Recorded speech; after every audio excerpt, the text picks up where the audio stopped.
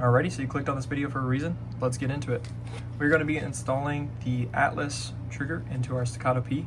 This is the Atlas medium flat trigger. You can do different depending on hand size or what's comfortable for you. The process as far as putting this trigger in is going to be identical for the C2, P, XL, and the XC models. There's only some slight difference with their slim grip models, but we'll just be focusing on those. We're going to go ahead and get our slide removed. With the Staccato P, we do have our little detent for the spring itself. Slide that guy forward and get our slide lock out. And we can set this guy aside. The first thing we're going to be doing is removing our main-spring housing pin. I will say before you do that, make sure that your hammer is forward. Assist it down, because if you don't, without a slide on it, you can have issues. That and with the hammer forward, it does allow less tension on the mainspring housing, making it easier to remove that pin and work on the gun in general. So now that we have our pin most of the way out, we're going to go ahead and remove it all the way, and then this is going to rotate and pop out. And you can see that little lip is catching on the magwell, so we're going to rotate and it'll pop right off. That's the lip I was talking about. From here, we're going to go ahead and slide our mainspring housing down. Once you take off that mainspring housing, you should be able to get your spring to pop right out. And now we're going to remove our safeties. This one is kind of a challenging part, considering that these guns are hand fit. These are going to be very tight on most of them. I'd recommend shooting a bunch of rounds to your gun before taking it apart. Removing your safeties, you are going to try and get it to that halfway point. You're going to wiggle back and forth until it starts to separate. You're going to pull from the left side of the firearm. That will come off first. See mine starting to separate a little bit. Do keep in mind that there is a spring that goes through here. It will shoot off. Try and keep your hand behind it, or try and pull these off facing downward. Alrighty, almost off. There it goes. There's our little spring. This one, fortunately for us, did not come springing out. There it goes. Now that you have your left side safety off, you can go ahead and remove your right side safety, which is going to let you take off your grip safety. Next, we're going to go ahead and remove these two pins. We have the big pin and the small pin. They are going to come out towards the left. From here, everything is going to fall out of the gun. So we'll take these two out, and our hammer and hammer strut are going to come out, and our sear and disconnector are going to come out. This will be our sear, and this will be our disconnector. We're going to go ahead and remove the magazine release. Standard is just going to be a flathead. This one happens to be a little bit different. So all you're going to do is go ahead, get it in there. You're going to push your magazine release out with your left hand and rotate to the left. You'll feel it kind of groove, and then it'll lose tension. Okay, go. Now we're going to go ahead and take the grip off. We are going to remove these big screws. This is a 1/8 Allen. Go ahead and unscrew this all the way. You'll see the nut on the inside will fall out. If it doesn't, I recommend just thread it in a little bit and then push on it, and it'll pop out with your thumb. You might actually have to use like the back of a screwdriver or something like that.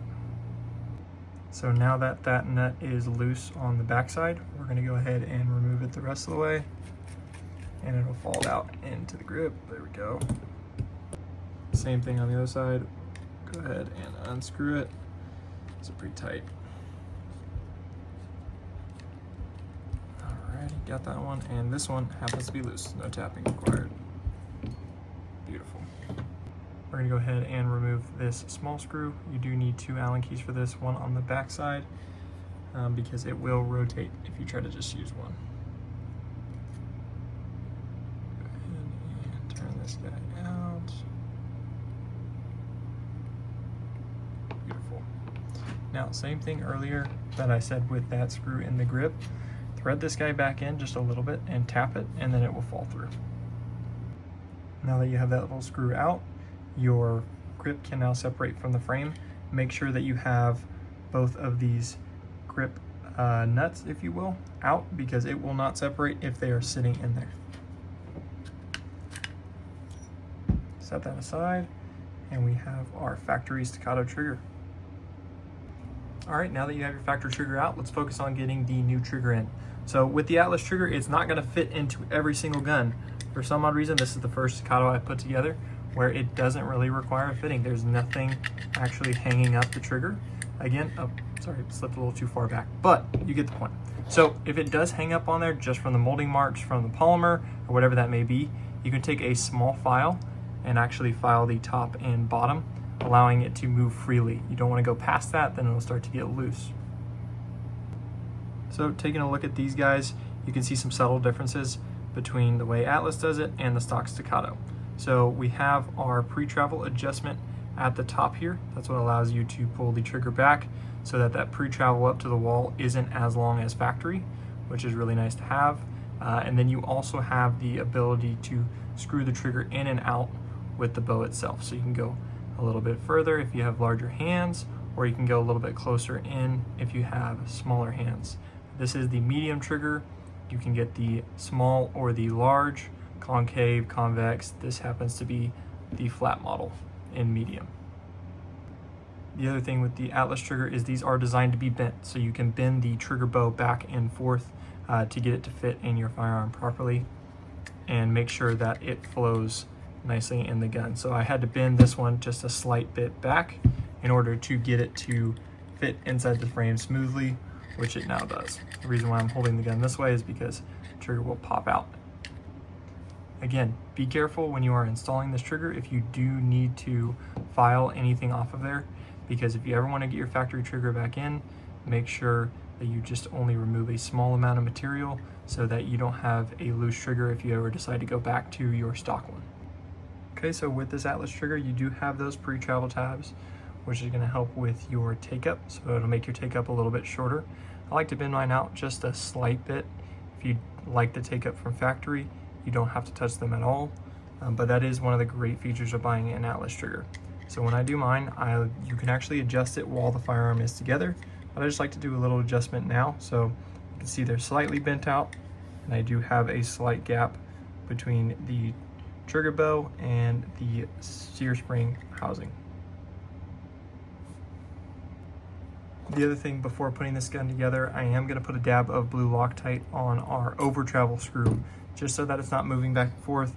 These things will walk on your gun under vibration, so I'm going to put just a small bit of blue Loctite on there before I put it together.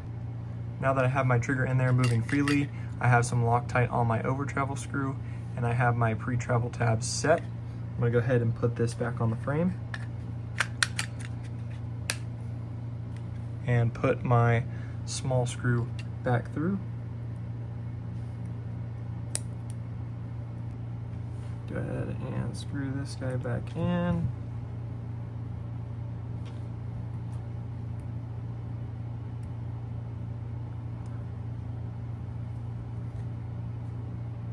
And tighten this guy back down.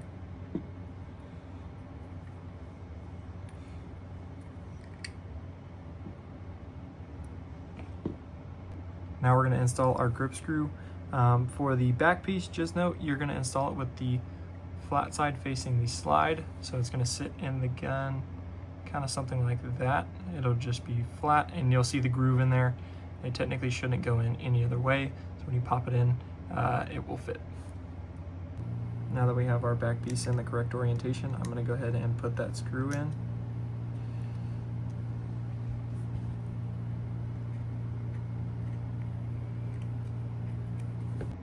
So as far as those pre-travel screws, I guess I'll just go ahead and show it to you now. If you do want to adjust them while the firearm is together, you can stick a pick down in there and then you can reach in and grab them and pull them towards you to have less. So I always go and bend them out more than I need, and then I can come back with my pick and bend them in just a slight amount, which makes it easier, but it's up to you. Now we're going to go ahead and install our disconnector and sear. Your disconnector is going to sit down in that hole right there, and when you insert it, you're going to put the sear spring on top, so it will sit something like this. This part down here is going to be touching the trigger like that, and then your sear is going to sit right on top. When putting your disconnector and sear in, it's kind of a pain, but what I like to do is put one finger into the mag well and kind of behind the trigger, and then I'll put one up top so that the disconnector doesn't slide too far forwards.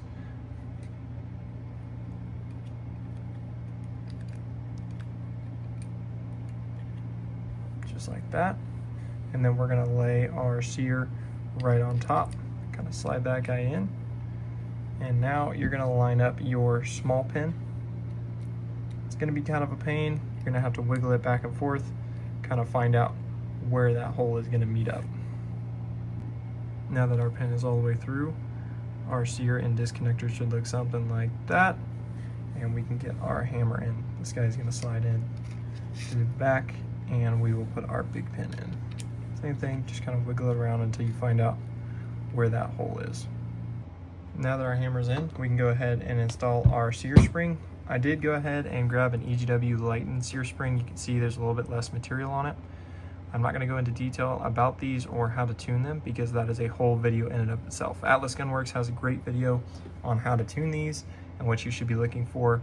But the main idea when you're installing it is going to be, this side is going to be your sear spring, this is going to be your trigger spring, and this will be your grip safety. Go ahead and move this hammer strut out of the way. I'll hold it up with my opposite hand, and I'm gonna go ahead and set it down in its channel. Now, once it's pushed down in there for the most part, I'm gonna go ahead and grab my mainspring housing and slide it up in there to retain it.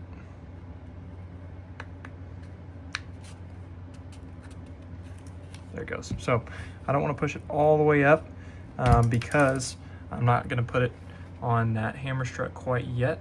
I'm going to put my safeties in first.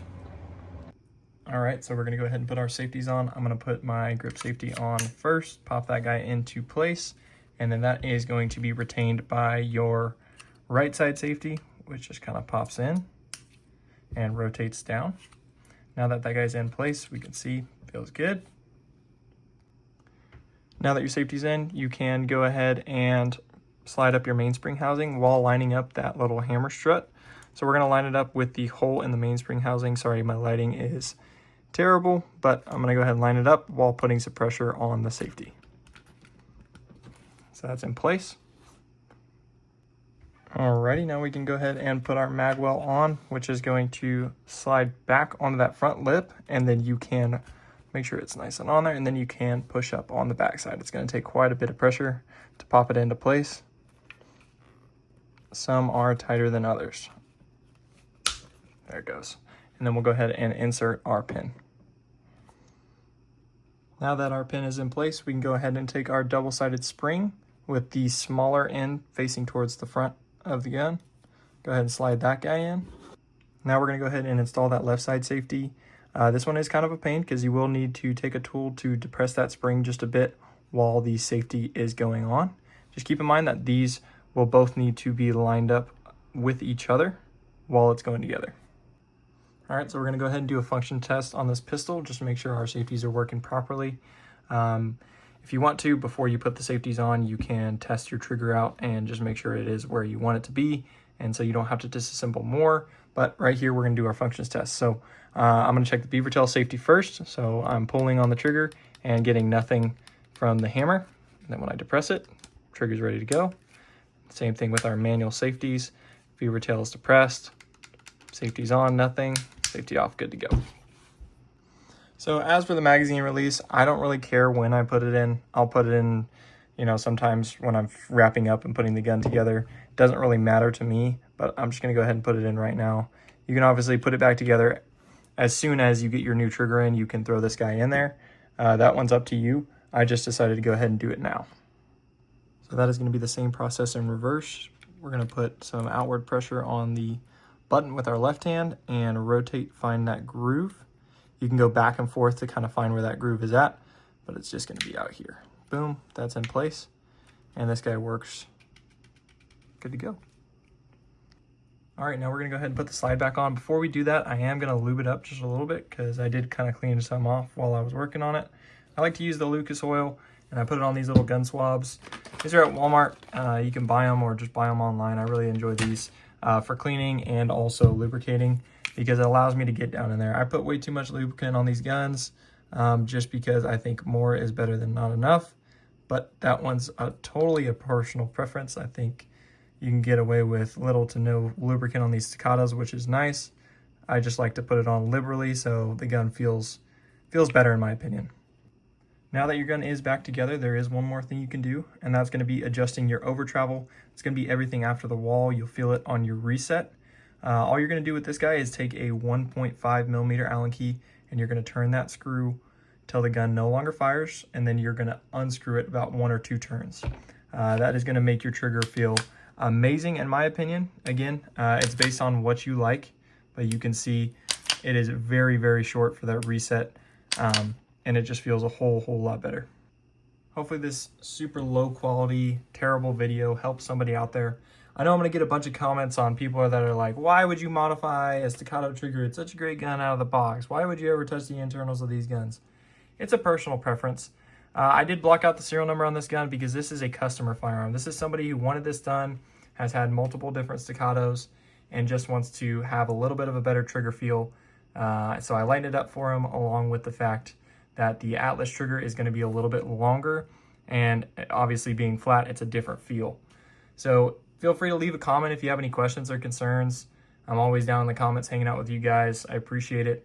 Gun community is an awesome place, even though people are extremely opinionated on stuff that they don't even know anything about.